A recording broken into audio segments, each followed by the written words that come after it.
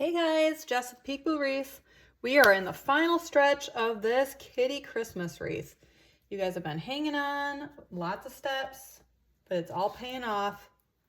How gorgeous is this? All right, so this wreath is so beautiful even without the embellishments, but why stop? Christmas is kind of about, being like a little over the top, and why not, right? So we had this pine pick. It came from Hobby Lobby. This isn't even, right here.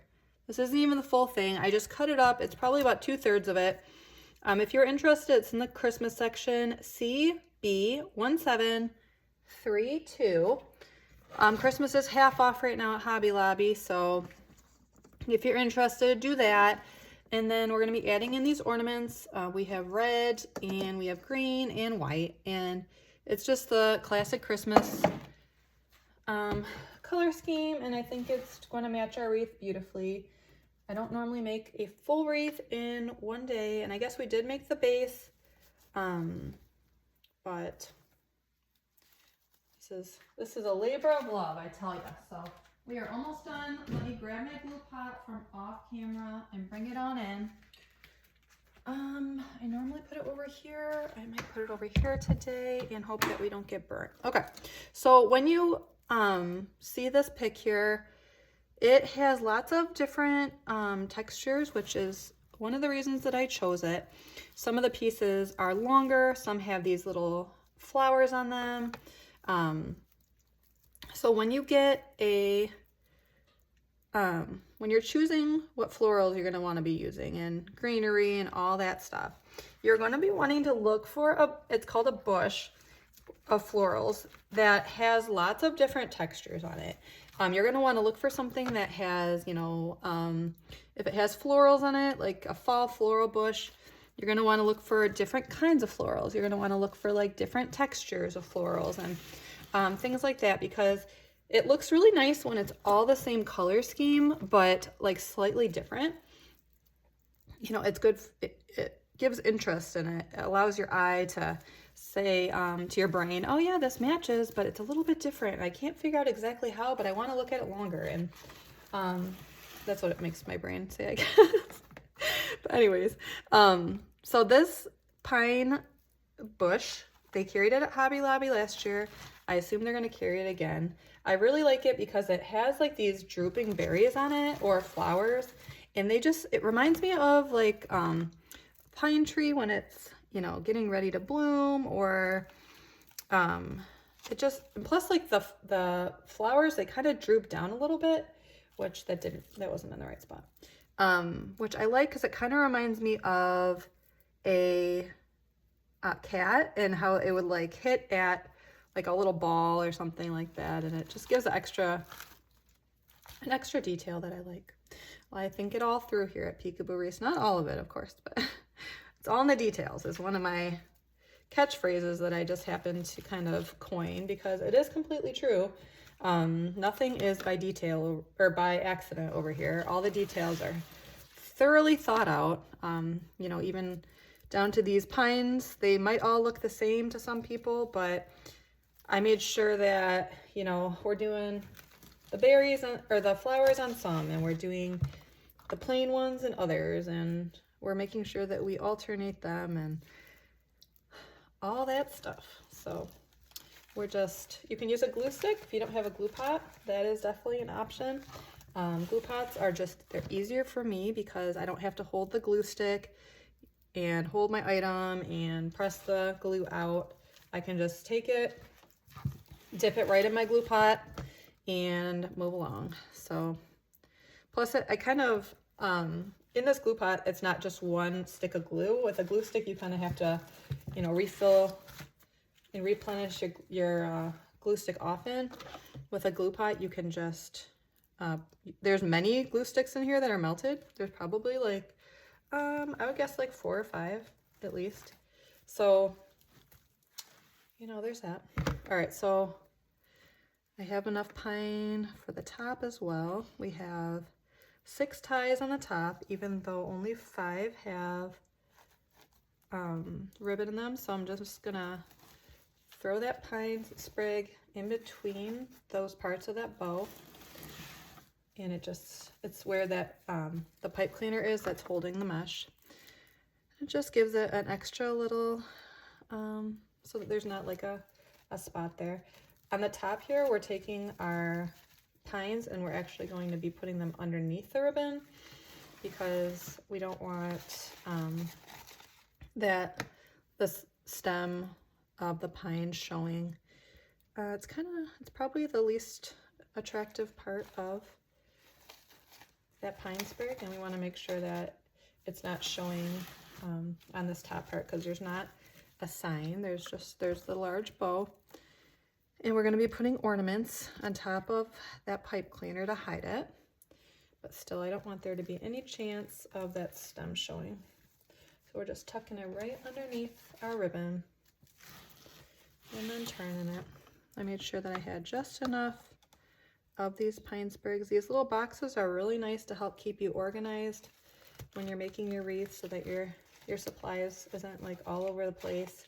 I know I used to just take my supplies and like make a nice little pile, but then what would happen is as my wreath got bigger and wider, it would kind of knock my stuff off the table, and then I would think to myself, oh, I thought I cut 7 of that piece of ribbon or 6 pieces of ribbon, but now I can only find a few. So then I would cut more, and then when I would clean my craft room, I would find there's that piece that fell off in between my desk and the ribbon storage. So all right, so I'm gonna be sticking my ornaments on now. I made sure that my white ones, so there's I'm using 3 colors of ornaments, and there's 5 spots. So that means that if we're doing our ornaments like, you know, in a pattern like red, green, white, that means that I had to choose a color that was going to be used more than just once, and I chose the white. I think that's really pretty. Another thing I wanted to point out is I made sure that I pulled the hangers off of this. So when you get ornaments, you know, they have the little silver part that you can hang your hanger from. I always take that off. I know it's time consuming, but I just take a pair of wire cutters and I just pull that off because I know it might not be something that actually happens, but I just imagine that silver part coming off, because I know that it comes off pretty easily if you just pull on it and, you know, you put it on your tree, and not these necessarily, but other ones, and the ornament, you know, the hanger falls off, and I just don't want to put the hot glue on the hanger, stick it in my wreath, and then that hanger falling off. So instead I just pull that hanger off, and then I just dunk the hot glue right there on the spot where the hanger was, and stick it on in there. Just holding my ornaments for a moment to make sure that they stay and they're not going to roll off or anything like that. Just get a little bit of contact on there. All right, let's move to the outside now. So I do have a couple different finishes of these ornaments. I always think that if you're able to do that, that's a good choice, because it just gives another visual variation, I guess. A variation in the visual is how I should say that. Okay, I'm just putting this right on top of that pine sprig stem, and then just giving it a little bit of a turn. When you're done, you can go back through and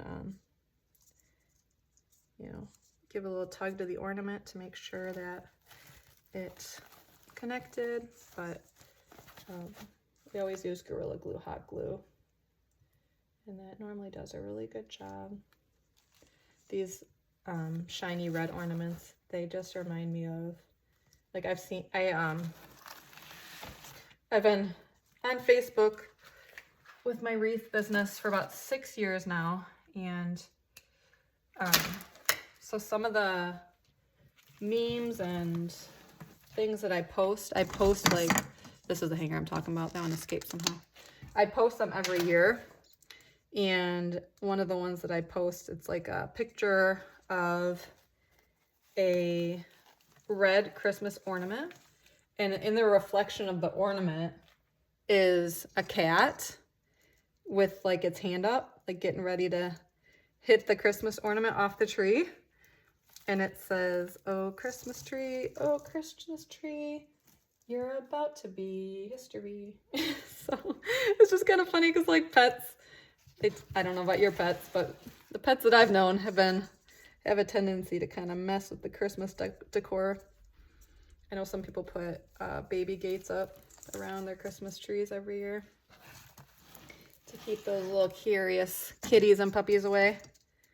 So whenever I do a wreath that's got a theme to it, I try to think of that theme, or like if this is a cat, think about the cat and like try to pull in details that match that. So, you know, like the kitty, I imagine the cat, you know, swatting at a ball, you know, or some kind of toy or a little mouse toy or something. So when I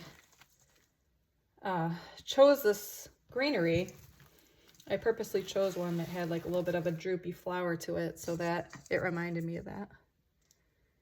So you don't necessarily have to have like a sign on your wreath to draw, you know, draw home that what the theme is.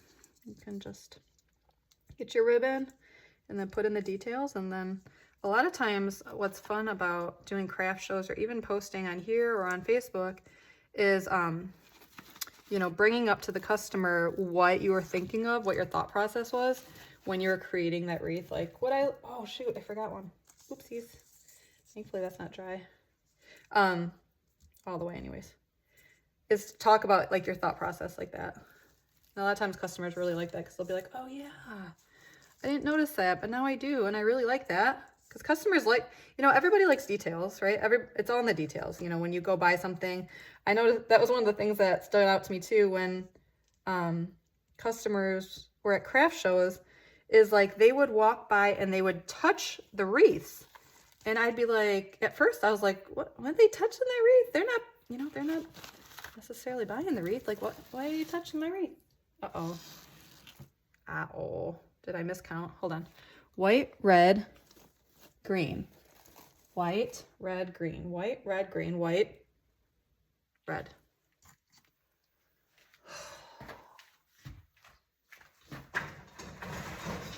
Anyways, I'd be like, "Why are you touching my wreath?" And it would be kind of like bother me for a second. And I'd be like, "What? Why? You know, I don't touch." But it kind of was funny because it kind of like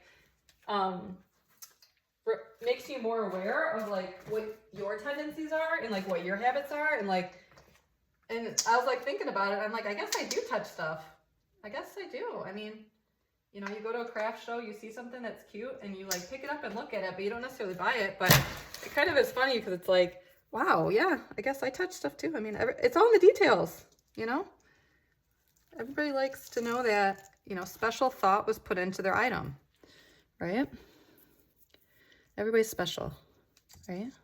Everything, the special things or, you know, special touches are what make handmade items stand out. The people that understand that, you know, they don't mind paying a little bit extra, knowing that time and everything went into that wreath. All right, we're done. Done. Let me just make sure that all my ornaments are nice and secure. If any of them, when I pull on them, if they feel a little bit wobbly, then I'll go back in with my glue stick and kind of squirt a little bit in there just to make sure they're nice and secure. We don't want anything falling off. We are done. We are done with our wreath. It measures a little over 24, so about 24 and a half inches. And my glue pot is running low, so I'm going to be refilling that, plug it back in, and we are all done. So thank you so much for hanging out for the final part of our wreath. I really enjoyed making this with you, and stay tuned for more Christmas trees. Head over to my Facebook group if you want a little extra chit chat, or leave a comment below. and I will talk to you later. Thanks so much. Bye. There you go. Whee!